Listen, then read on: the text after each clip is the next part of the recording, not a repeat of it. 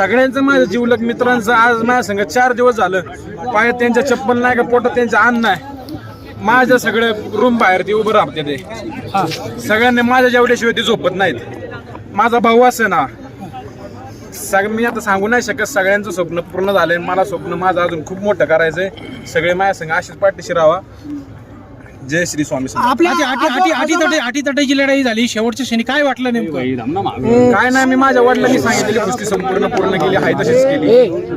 आता हा सगळ्यांचा आता कुस्तीतला हा मोठा प्रश्न आहे. काय नाही, पंचांचा निर्णय दिला तो मी मान्य केला आणि पंचांचे सगळे काय असतील ते निर्णय मी इथून पुढे. तुमच्या सोबतचे मल्ल राक्षस देखील रुसून गेलेले आहे इथून. त्यांनी आक्षेप घेतला होता. काय सर मी आता काहीच बोलू शकत नाही कारण का अख्खा महाराष्ट्रात इथं कुस्ती बघायला होता. मी सगळ्या पैलवानांपेक्षा सगळ्यात लहान पैलवान आहे मी. यांना तर काय बोलू शकत नाही.